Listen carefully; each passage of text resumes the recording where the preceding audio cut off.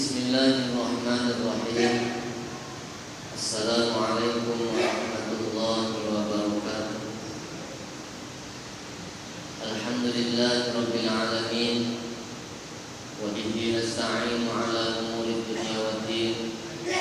Wassalatu wassalamu ala asyrafil anbiya'i wal mursalin sayyidina wa maulana Muhammad wa ala alihi wa sahbihi ajma'in.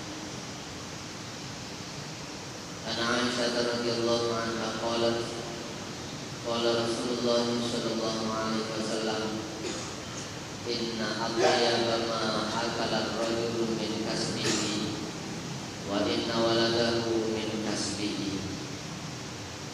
Jemaah maghrib yang dimuliakan Allah Subhanahu wa taala, alhamdulillah kita bersyukur karena Allah masih memberikan kesempatan, kesehatan, Allah masih memberikan iman dalam hati kita sehingga kita masih dapat melaksanakan apa yang sudah menjadi perintah Allah dan Rasulnya. Salawat dan salam semoga senantiasa terlimpah untuk baginda Rasulullah Muhammad sallallahu alaihi wasallam. Allahumma sholli ala sayyidina Muhammad wa ala alihi wa sahbihi ajma'in.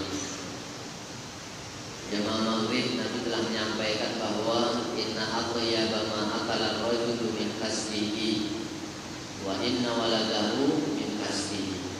Kata Nabi,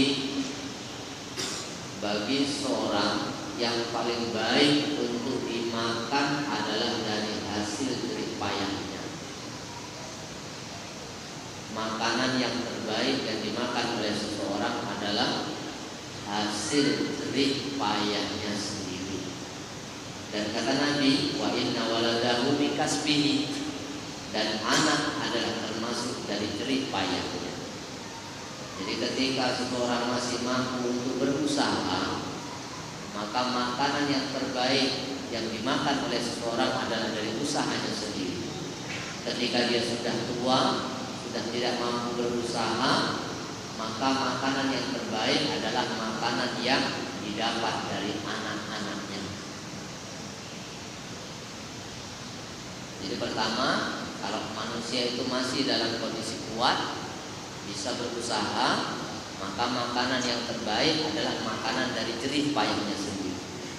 Kalau dia sudah tua, dia sudah tidak berdaya lagi untuk berusaha, maka makanan yang terbaik adalah makanan yang diberikan atau yang didapat dari hasil usaha anaknya. Di dalam riwayat yang lain, Nabi menyampaikan bahwa maka sabar rajulu kasban atyaba min amali yadihi wa ma anfaqa rajulu ala nafsihi wa ahlihi wa waladihi wa khadimihi fa huwa shadaqah. Usaha yang terbaik bagi satu orang laki-laki, usaha yang terbaik bagi seorang laki-laki untuk dimakan adalah dari hasil tangannya sendiri. Kemudian dari hasil tangannya itu apabila diinfakkan kepada dirinya, kepada keluarganya, kepada istrinya, kepada anaknya, kepada pembantunya, maka semuanya itu akan bernilai sedekah. Dari hasil usahanya itu digunakan untuk dirinya, untuk keluarganya, untuk anak-anaknya, untuk istrinya, untuk pembantunya, maka semuanya itu akan bernilai sedekah. Dari hasil usahanya sendiri. Maka dua hadis ini memberikan dorongan agar kita kaum laki-laki berusaha untuk menafkahi diri kita dan orang yang berada di bawah tanggungan kita. Itu tanggung jawab kaum laki-laki. Usaha apa yang dilakukan? Di antaranya kata Nabi sallallahu alaihi wasallam, at-tajirul aminus saduqul muslim ma'asyuhada yaumil qiyamah. Kata Nabi, seorang muslim yang menjadi pedagang, seorang muslim yang menjadi pedagang dan dia amanah serta jujur. Orang Islam yang berdagang, yang menjadi pedagang, kok dia amanah, dia jujur, maka di hari kiamat nanti akan bersama dengan syuhada. Kita kan sering doa Siratal anbiya wal mursalin, siratal ladzina an'amta 'alaihim minan nabiyyin wasiddiqin wasyuhada wassalihin wa hasuna ulaika rafiqa. Jadi syuhada itu salah satu dari teman yang terbaik di akhirat. Jadi pedagang, orang Islam yang menjadi pedagang, dalam perdagangannya itu kok dia amanah, dia dapat dipercaya, kemudian dia jujur, nah beruntung. Kawannya itu para syuhada, walaupun dia tidak mati dalam peperangan di jalan Allah, tapi berkawan besok, dikumpulkan besok dengan para syuhada. Dalam riwayat yang lain lagi, Nabi menerangkan as-sa'i 'alal armalati wal miskin kal mujahidi fi sabilillah wa kalladzi yaqumul lail wa yasumun nahar. Orang yang membantu kehidupan para janda, janda-janda itu diurus, kemudian dia membantu orang miskin, orang janda dan orang miskin kok diurus oleh dia, maka dia ini kata Nabi seperti mujahid di jalan Allah.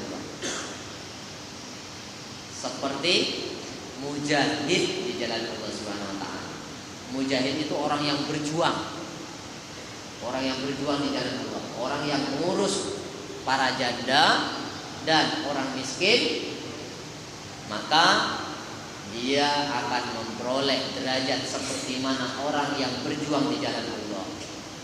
Orang yang berjuang di jalan Allah itu pahalanya seperti kalau siang hari berpuasa, malam hari sholat tahajud. Pahalanya itu seperti itu. Mujahid itu pahalanya, orang yang sedang berjuang di jalan Allah itu pahalanya itu seperti siangnya berpuasa, malamnya dihidupkan dengan ibadah. Ya, orang yang ngurus janda-janda, tapi bukan ada maksud lain. Kalau ngurus janda ada maksud lain, tidak dong. Ini maksudnya itu ngurus janda untuk mendapatkan ridho Allah. Kalau ngurus janda untuk terpikat kepadanya, untuk dapat pemikat iyo, tak jadi loh. Itu dapat dunia sesuai dengan niatnya. Urus janda karena Allah Subhanahu wa taala. Kemudian urus orang-orang miskin karena Allah Subhanahu wa taala. Maka hasilnya, kalau kita umpamanya ngasih, wah ini Bu untuk belanja sebulan, ini orang miskin, untuk sebulan. Maka selama sebulan dia mendapatkan pahala, siangnya seperti puasa, malamnya seperti tahajud. Habis duitnya sebulan, dah kosong balik nilainya, tambah lagi diurus. Masya Allah, kalau bisa macam itu, usah banyak-banyak aja lah. Awak dalam sebulan dapat seminggu aja ngurus jando-jando tuh dengan orang miskin. Masya Allah, sebulan dan seminggu kita urus jadilah luar biasa dah.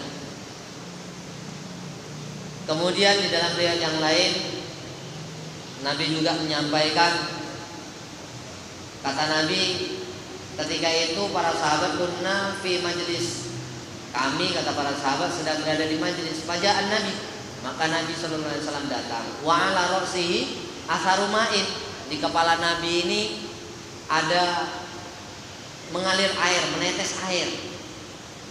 Faqala lahu ba'duna, maka sebahagian mengatakan kepada Nabi sallallahu alaihi wasallam, narakal yaum thayyiban nafsi.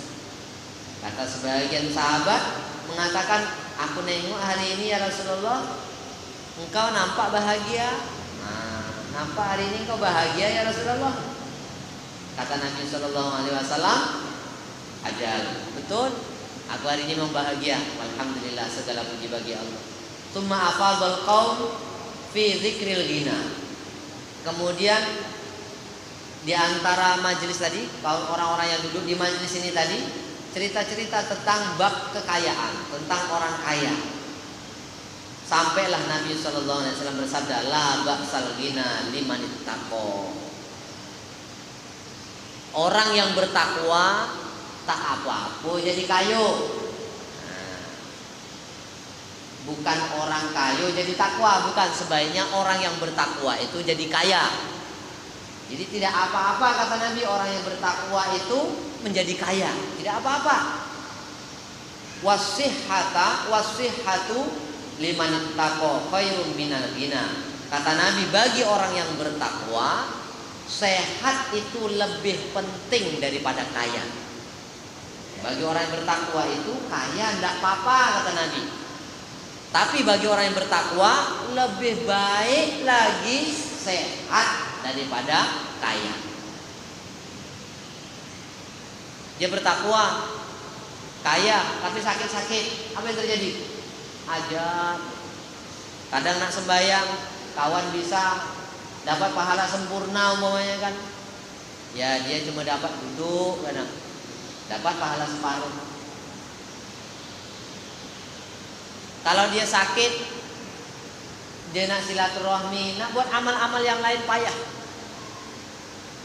Jadi orang yang bertakwa itu kalau disuruh milih antara kaya dengan sehat, dia lebih memilih sehat. Karena orang yang bertakwa itu lebih penting lagi baginya kesehatan timbang kekayaan. Jadi kata Nabi, tidak apa-apa orang yang bertakwa itu kaya. Alangkah baiknya kalau dia orang yang bertakwa, kaya, sehat. Masya Allah, itu memang nikmat luar biasa. Watibun nafsi minan ni'am. Kata Nabi SAW, kebahagiaan itu sebahagian dari nikmat. Jadi bahagia itu sebahagian daripada nikmat. Jadi kita pertama sekali wujudkan sifat takwa dalam hati. Setelah ada sifat takwa dalam hati kita, minta kepada Allah Subhanahu wa taala agar kita menjadi orang kaya. Karena Nabi memperbolehkan. Tapi yang terpenting bagi orang yang bertakwa adalah kesehatan terlebih dahulu diminta. Sudah sehat baru minta kaya. Agar doanya itu cocok dengan kehidupannya. Dunia bahagia, akhirat bahagia.